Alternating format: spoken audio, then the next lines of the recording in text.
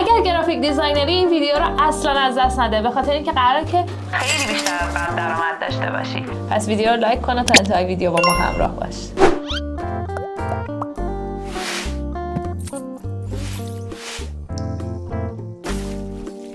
سلام به همه دوست عزیزم در کانال بیت کریتیو استودیو، به یکی دیگه از قسمت‌های پلیلیست دیزاین. خیلی خوش دیزاین و گرافیک. دیزاین و گرافیک خیلی خوش اومدی. خب با توجه به اینکه امیر فکر کنم بیشتر از 13-14 ساله که توی زمینه گرافیک دیزاین کار می‌کنی و خب با توی بخش‌های مختلفی که امروز می‌خوایم در موردش صحبت کنیم یه دستی داشتی، یه دستی بر آتش داشتیم. آره. می‌خوایم امروز ببینیم که یک گرافیک دیزاینر از چه راه‌هایی میتونه درآمدش رو بیشتر بکنه. منم سلام میکنم اول. بعد یه چیزی رو من بگم قبل اینکه شروع کنیم.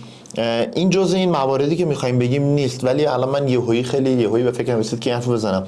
به نظر من اونی که استخدام میشه اصلا این استخدام شدن رو به عنوان یک باگ نبینه، چون مزایای خودش رو داره بالاخره. آره، یعنی کارمندی دیگه. منظورم از استخدام شدن همینه. حالا چه گرافیک دیزاینری، چه یو آی یو ایکس کاری، چه هر زمینه از دیزاین که کار میکنی، اگه جای استخدام میشه، علل خصوص برای بچهای تازه شروع کننده به کار، درست گفتم؟ تازه کار، کسی که تازه کارو شروع کردن، مثلا فارغ التحصیلای دانشگاهی هستن که تازه اومدن بیرون و میخوان کارو شروع کنن.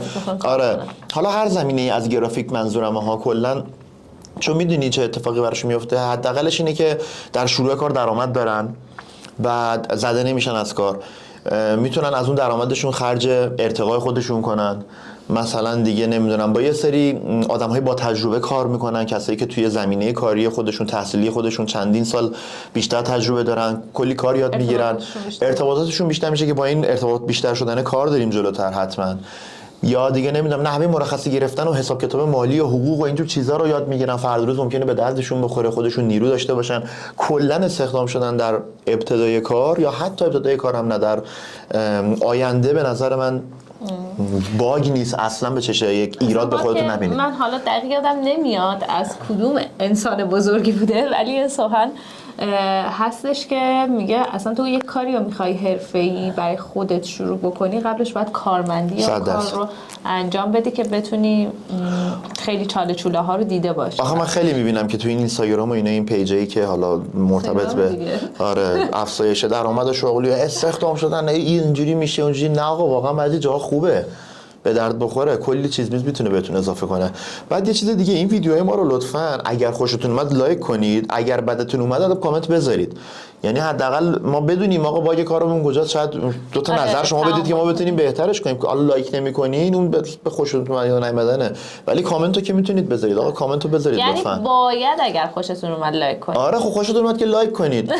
کامنت هم اگه بذارید، حالا چه خوبش که ما رو خوشحال میکنه، بعدش هم حداقل بهمون میفهمونه که کجای کار ایراد داره، بریم اون ایراده رو درست کنیم. انتقاد سازنده بکنید. متشکریم. خب بریم سراغ موارد. یکی از راههایی که من اینجا رو نگاه میکنم، چون این موردا رو اینجا نوشتم، یکی از راههایی که شما میتونید افزایش درآمد داشته باشید به عنوان یک دیزاینر اینه که در کنار هر کاری که الان دارید به عنوان فریلنس هم کار بکنید. حالا فریلنس دو تا دسته فریلنس داریم. یه فریلنسی که بی واسطه کار میکنه، یه فریلنسی که با واسطه کار میکنه. فریلنس بی واسطه میشه پروفایل درست کردن تو همین وبسایت‌های فریلنسری که ما یه ویدیو قبلا براش ساختیم. چند تا وبسایت فریلنسی رو معرفی کردیم، ورژن‌های خارجی، میتونید برید اونو ببینید، باهاشون آشنا بشید. یه ویدیو هم ساختیم در رابطه با اینکه یه فریلنسر چه مهارت‌هایی نیاز داره که درآمدش بیشتر بشه. این دو تا رو برید ببینید، لینکش توی دیسکریپشن هست. یه ویدیو هم داریم می‌سازیم که وبسایت‌های خارجی برای فریلنسری رو با هم دیگه مقایسه کردیم و نحوه ثبت نام توشون رو براتون توضیح دادیم، اونها آپلود می‌کنیم. اما خب یکی از راه‌های اینه و وبسایت‌های ایرانی فریلنسی رو من خیلی پیشنهاد نمی‌کنم. الان اسم نمیارم کدومشون، چون حالا ممکنه بعداً داستانی پیش بیاد، ولی خب میدونید که خیلی از نظر قیمت و اینجور چیزا خیلی پا به دل ما دیزاینر راه نمیرن و این تقصیر خودمونه. اگر بخوام وبسایت فریلنسی ایرانی پیشنهاد بدم بهتون، وبسایت بسته ها رو پیشنهاد میدم که مختص به بچه‌ایه که پکیجینگ دیزاینر کار میکنن. چرا این وبسایت رو خیلی وای میستم رو راست و مستقیم پیشنهاد میدم؟ به خاطر یه همچین دستاوردهایی که این وبسایت داره. این کتاب بسته ها، این وبسایت خیلی وبسایت بزرگیه برای بچه‌ای که بسته‌بندی کار میکنن. این کتاب آخرین 2 سالانه شونه که از سرتاسر دنیا داره شرکت کننده داره، حالا از ایران بیشتر ولی از سرتاسر دنیا شرکت کننده داره، میان آثارشون رو اینجا میفرستن، داوری میشه و در نهایت همه آثار تو این کتاب به این نفیسی، به این خوشگلی. حالا ویدیوی آنباکسینگ این کتاب این همینجوری نیست، یه بسته‌بندی خیلی قشنگی داره. آنباکسینگ این کتاب رو توی کانال میذاریم. این وبسایت خیلی حرفه‌ایه، تخصصی هم برای بسته‌بندیه. یعنی من تولید کننده که مثلا دارم ابزار صنعتی یا هر چیز دیگه تولید میکنم، برای بسته‌بندی کارم این سایت یکی از منابعی هست که میام میبینم و واقعا میان میبینن. اینو من دوستای خودم هستن، خودم تو این سایت عضو هستم، اینو من معرفی میکنم. ولی توی ایرانیای دیگه رو خیلی نمیشناسم. این شد بدون واسطه، پروفایل درست کردم، مستقیم با افراد در ارتباط بودن و سفارش گرفتن. فریلنسی با واسطه میشه چی؟ یعنی میشه شما از ارتباطات شخصیتون استفاده میکنید، از دوستاتون، از همکارای سابقتون، از فک و فامیلتون. بالاخره همه دور و برشون کسایی هستن که یه کسب و کاری دارن، نیاز دارن به ساده ترین نوع گرافیک، مثل کارت ویزیت، مثل بروشور، مثل تراک، مثل نمیدونم وبسایت، مثل نمیدونم هر چیز دیگه ای. میتونید از طریق این دوستانتون به صورت واسطه‌ای کار رو هم بگیرین. چیزی هست که بخواید اضافه کنید راجع به فریلنسی؟ نه، فقط این بی واسطه و با واسطه معنیش که الان توضیح دادی متوجه شدم. خواستم بگم اون که میشه با واسطه، یعنی مثلا از طریق وبسایت. نه منظورم واسطه میدونی چی بود؟ اینکه شما مستقیم دیگه با اون سفارش دهنده اصلی در ارتباط نیستی. یکی از مزایایی که کارمندی اتفاقا داره همون ارتباط زدن است دیگه. شبکه ارتباطی باعث میشه که بعداً بتونی کار بگیری ازشون. من یه چیزی اینجا اضافه کنم بابت اینکه مثلا میگی از فامیل، دوست و آشنا بخوایم فریلنسی کار بگیریم، چون حالا کلا فریلنسی چه توی بحث دیزاین چه توی هر کسب و کار دیگه ای، تجربه به من ثابت کرده که تمام تلاشتون رو بکنید که از اون واسطه ها رو بکشید کنار. یعنی بگی آقا اگر که یک مبلغی رو به عنوان پورسانت میخوای، من رو بهتون اون پورسانت رو میدم، ولی من خودم مستقیما با کارفرما در ارتباط باشم. بعضیا شخصیتشون اینطوریه که سختشونه اصلا با کارفرما خیلی در ارتباط باشن، دوست ندارن. ترجیح میدم میگم اوکی باشه من اینو میذارم برو تحویل بده. اتفاقا توی حوزه گرافیک دیزاین شخصیت‌ها اینطوری خیلی بیشتره، خیلی حوصله اینو ندارن که سر و کله بزنن با کارفرما. ولی خیلی اشتباهه، چون همون نفر واسطه نیاز کارفرما رو خوب متوجه نمیشه، نمیتونه تحلیل کنه که چی میخواد. همین که حالا مثلا تا شما به اون بگی سخنانتون تعریف میشه، هم سخنان شما هم اون کارفرمایی که داره سفارش میده کارو. این وسط اگر که طرف چیزی میخواد به عنوان پورسانت بهش بدین و مستقیم با کارفرما در ارتباط باشین کارش، هم از نظر ارتباطاتتون براتون بهتره، هم از نظر اینکه چیزی که باید رو به کارفرما تحویل میدید. و اینکه تکنیک‌های مذاکره هم که یکی از اونایی بود که تو ویدیو قبلی گفته بودیم تقویت می‌کنید. گزینه بعدی که میتونید درآمدتون رو ببرید بالا اینه که محصولات رو به صورت دیجیتالی بفروشید. یعنی چی؟ یعنی اینکه مثلا شما فکر کنید الان یه عالمه سایت هست، حالا چه خارجی چه گرافیک ریور، مثلا یکی از خوبای خارجیشه، ایرانی هم هست، طرحدات‌های رو نمیدونم یه سری میهن آرت و میهن طرح میهن آرت نمیدونم چه اینا هستن که گرافیران هم آره گرافیران هم هست. شما میتونید برید به صورت همکاری باهاشون چیکار کنید، مثلا شروع کنید قالب‌های کارت ویزیت درست کنید. اینا رو من که میگم حالا کارت ویزیت تاکید دارم به خاطر اینکه چیز ساده‌ایه و امکان اینکه آره همه انجام میدن و فروش بره براتون هست. یا مثلا قالب‌های تراک درست کنید، بروشور درست کنید، یا مثلا نمیدونم عکس حتی بیاید بگیرید، اگه یه عکاس هستید بیاید عکس بگیرید، یا حتی فوتیج درست کنید. اگر ویدیو میگیرید فوتیج درست کنید. بیشتر مثلا تو این سایت‌های ایرانی خیلی کمه این فوتیج‌های به درد بخور. خیلی من تو وبسایت‌های ایرانی کم دیدم، خارجی زیاد دیدم که حالا فری هم میشه دانلود کرد، نمیدونم یه سریش هم پولیه، ولی ایرانی‌ها خیلی کم دیدم. اگر یه فیلمبرداری خوب هست، تجهیزات خوب دارید، میتونید فوتیج درست کنید، حتی تو وبسایت شخصی خودتون بذارید برای فروش. به نظر من چیزیه که الان تو این دور زمانه‌ای که اینقدر ریلز اینستاگرام و تولید محتوا اینا رونق گرفته خیلی به درد میخوره. تو وبسایت ایرانی هم میهن طرح و نمیدونم اینجور چیزا هم که اصلا خوراک دیگه، پر مناسبت مذهبی و اینجور چیزاست تو کشور ما. میتونید مثلا بنر طراحی کنید بذارید برای فروش، قالبای بنر بذارید. آره خیلی آره بزنید متوجه میشید. آره. خیلی من خودم اوایل که شروع کرده بودم یه شرکتی بود، من میرفتم اینا ازشون میخریدم. حالا اون موقع اینترنت مثل الان انقدر راحت نبود سرچ کردن توش و اینقدر زیاد نبود وبسایت‌های درست حسابی، میرفتیم میخریدیم.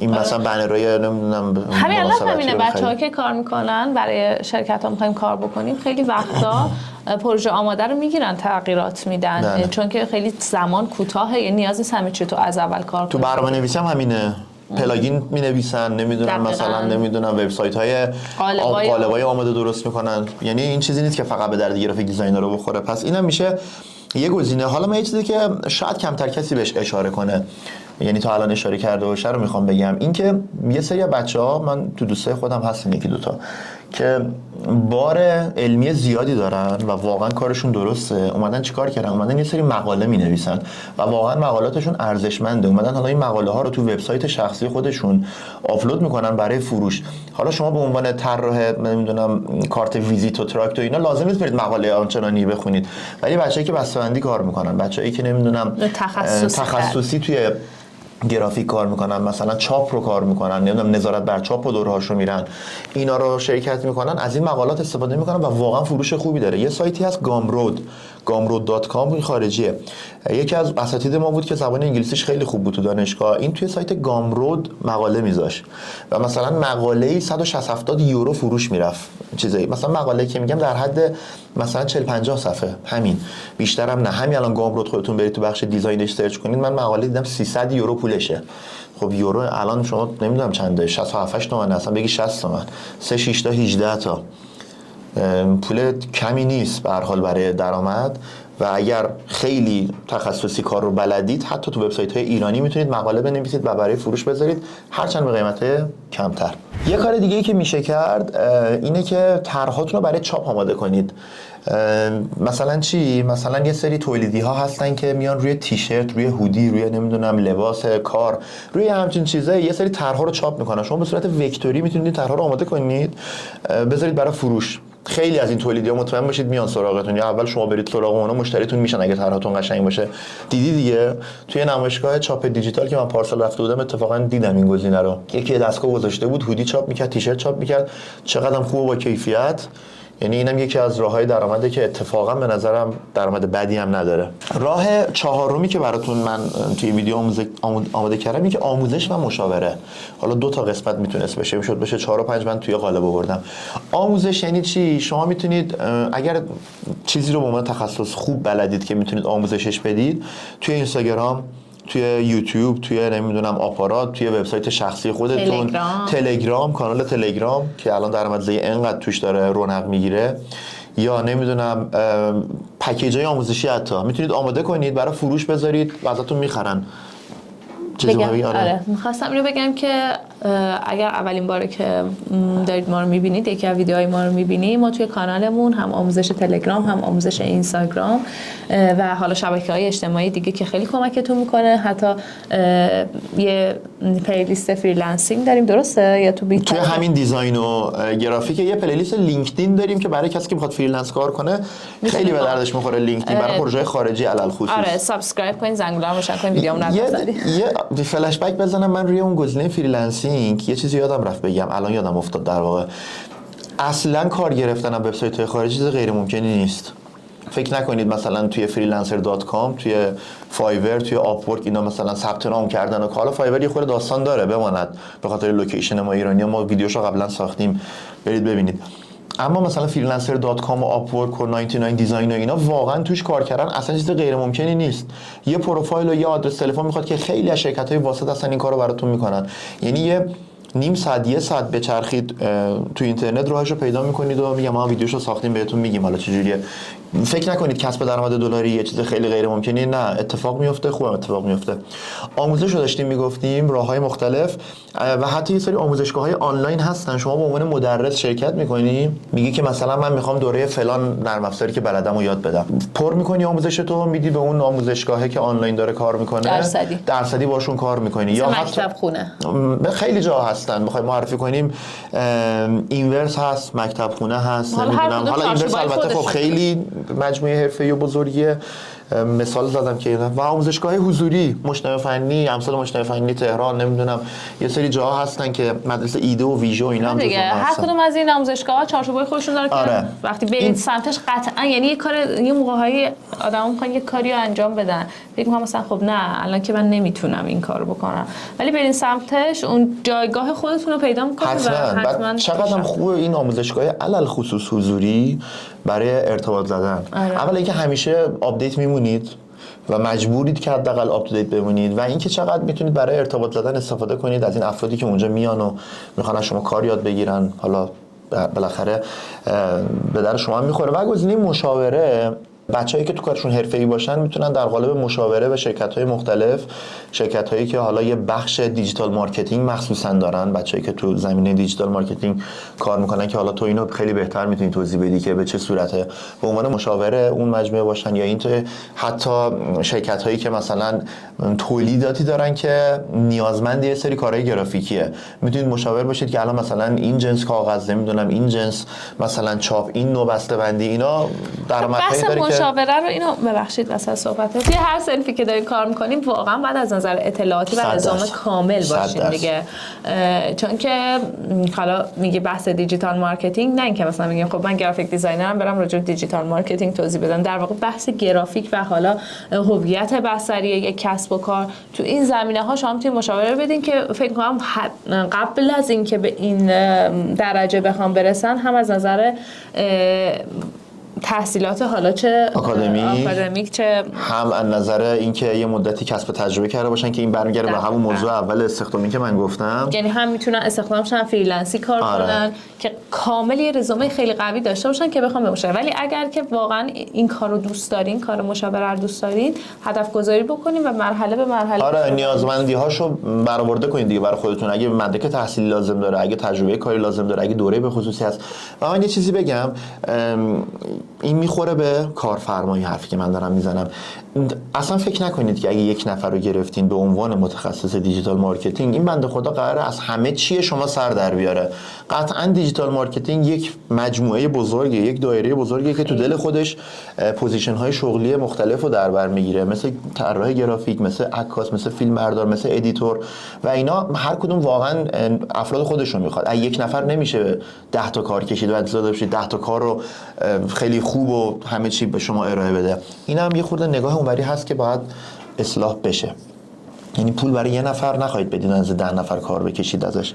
بعدی این گزینه که من میخوام بگم، گزینه پنجم، فوق العاده کار دوست داشتنی البته از نظر من و فوق العاده نیازمند تجربه و تخصص، نظارت بر چاپ. یه شخصی داریم ما به عنوان ناظر چاپ. این چیکار میکنه؟ این نمیره برای شما کارت ویزیتو نظارت کنه.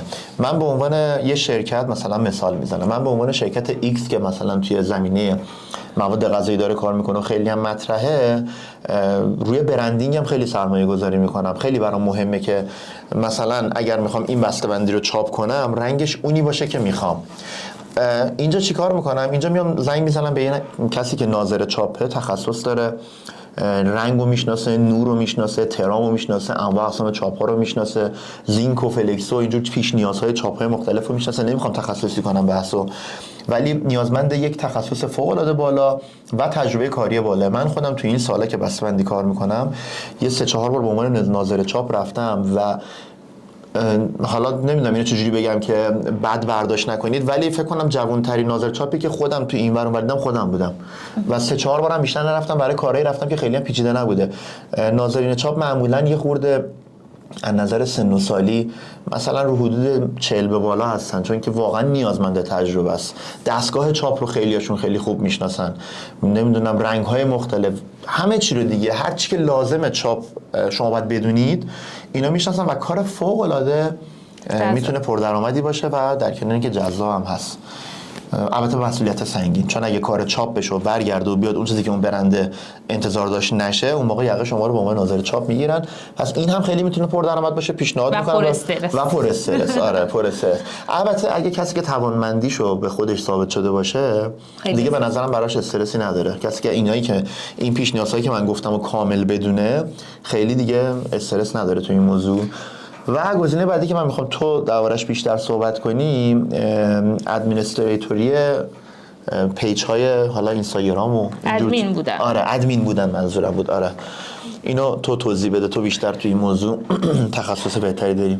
ببین ادمین پیجای مختلف، حالا اگر که نظر منو بخوای بدونی، اسمشون رو باید بذاریم ادمینی که بخوایم بگیم ادمینی مناسب یک گرافیک دیزاینره، چون واقعا گرافیک دیزاینر کار گرافیکه، ادمین کلا کارش متفاوته. اما درخواست برای ادمینی یعنی درخواستش زیاده. اگر که شما به عنوان یک گرافیک دیزاینر، که من خیلی از گرافیک دیزاینرها رو میشناسم که کار ادمینی انجام میدن، اگر که میبینین الان واقعا نیاز به یک درآمدی دارین،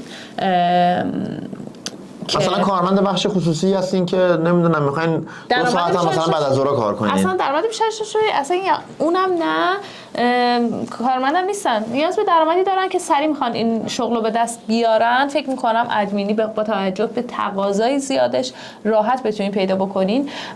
اما موضوعی که هست، ما یک پیج اینستاگرام رو اگر بخوایم در نظر بگیریم، یک ادمین مدیریت داره. در کمترین حالت دارم دیگه، خیلی نمیخوام باز کنم هر چیزی جوری مثلا بگم ادمین استوری، ادمین نمیدونم پست و نمیدونم سناریو نویسه اینا. یک نفر رو میخواد که ادمین پیج باشه، یعنی پست استوری ها رو آپلود کنه، تعامل و کامنت و نمیدونم دایرکت و اینجور کارا رو انجام بده. یک نفر رو میخواد که کارهای گرافیکیشو انجام بده. یک نفر میخواد که سناریو بنویسه، یعنی سناریو نویس مشخص کنه که آقا توی یه عکس داره طراحی میشه، اسلاید اول چی باشه، اسلاید دوم چی باشه، اسلاید سوم چی باشه، شما طراحیشو انجام بدین. این میشه کار تخصصی گرافیک دیزاینر. عکاس فیلمبردارم تازه میخواد، به شرطی که بگیم ادیتورم دیزاینره میزنه. آره. یعنی در حداقل ترین حالت یه 4 نفر فکر کنم بعد دور هم جمع بشن، میشه یه نفرم انجام داد، ولی خب دیگه دهن سرویسیه دیگه. آره دیگه، بعد خیلی بابا اشکال نداره، دهن سرویسی که بیادبی نیست که.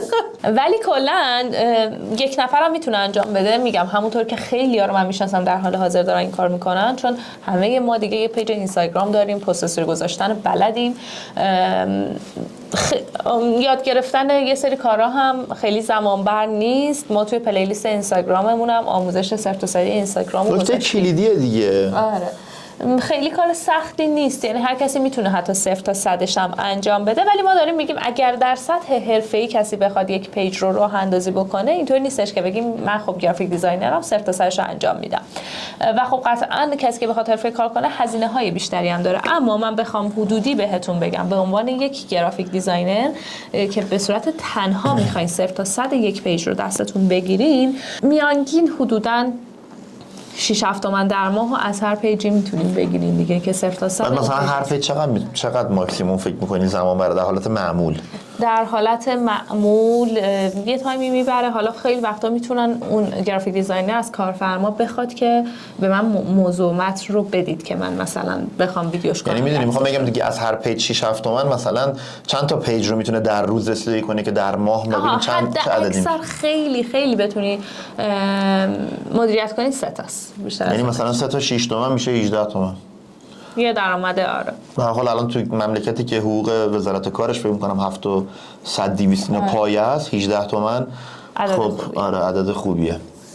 و یه چیزی هم هست، یه سری آگهی‌های کار هست توی این وبسایت‌های کاریابی، مثلا ذات گرافیک دیزاینر، بعد باز می‌کنی آگهی رو می‌بینی یه پاراگراف برات مهارت نوشته که تو باید اینا رو داشته باشی. گرافیک دیزاینر آشنا به افتر افکت و اینو اونو هوش مصنوعی هم که تازه الان یاد گرفتن همه اضافه می‌کنن، آشنا به هوش مصنوعی. خیلی تن به این کارا ندید. حالا سعی کنید که یه خورده تخصصی تر یه کار رو یاد بگیرین اولا. دو اینکه در شروع راه هم اگر هستید، برای اینکه ما خودمون وظیفه رو داریم که این بازار رو درست کنیم به نفع خودمون. خیلی تن به این کارا ندید. به عنوان یک نفر نرید 10 تا مهارت رو هندل کنید و اندازه 10 نفر کار کنید تا کم کم کارفرماها هم بفهمن که با این جور ثبت آگهی‌ها به جایی نمیرسن، باید حقوق مجزا به افراد مختلف بدن. که این کار من که دوستان خارج از کشور که زندگی میکنه، چند وقت پیش باهاش صحبت میکردم، میگفت من روزی که رفتم استخدام شدم دیزاینر اونم، به عنوان UI UX کار استخدام شدم ولی گفتم که برنامه نویسی هم این زبون و این زبون و این زبونم بلدم مثلا. میگفت ولی مدیرم اونجا به من گفت نه ما فقط تو رو به عنوان یو آی یو ایکس کارمون میخوایم. تازه فقط یو آی کار، یو ایکس هم نه، یو آی. یعنی فرهنگ اونجا اینطوری جا افتاده که آقا کسی که برای یو آی استخدام میشه یو آی کار میکنه، اون یو ایکس و اون برنامه نویسه دو تا میز و صندلی جداگونه میخواد. اینو خودمون بعد فرهنگشو درست کنیم. لطفاً کمک کنید که این اتفاق بیفته. دقیقاً. و در نهایت هم در نظر بگیرین کسی که میخواد کلا کانال ما برای کسایی که میخوان تازه کسب و کاری رو شروع بکنن یا فریلنسرها و کلا حالا نه فقط کسب و کارهای تازه، کسایی که کسب و کار دارن و خودشون میخوان یک گوشه‌ای از کار رو بگیرن، خیلی به دردشون میخوره محتواهایی که داریم براتون میذاریم، چون کاملا همشون از تجربه و حالا آموزش‌هایی که دیدیمه و امیدوارم که این ویدیو رو هم دوست داشته بوده باشین. آره کامنت لطفاً برامون کامنت بذارید، ایراد کارمون رو بگید، مزیت کارمون رو بگید. اگر دنبال موضوع خاصی تو این زمینه‌هایی که ما گفتیم حالا هستید، چیزی میخواید برامون بنویسید، ما حتما ویدیوشو به بهترین شکل ممکن براتون درست میکنیم. و اینکه خب این وقتی ما که اصرار داریم بر این کار به خاطر که انرژی بگیریم ویدیوهای بهتر و بیشتر براتون بسازیم. و در نهایت فراموش نکنید اگر هر یک ثانیه این ویدیو براتون جذاب بود دکمه لایک رو فشار بدین و برای اینکه ویدیوهای بعدیمون رو از دست ندین کانال سابسکرایب کنید و زنگ رو روشن کنید. مرسی که حمایتتون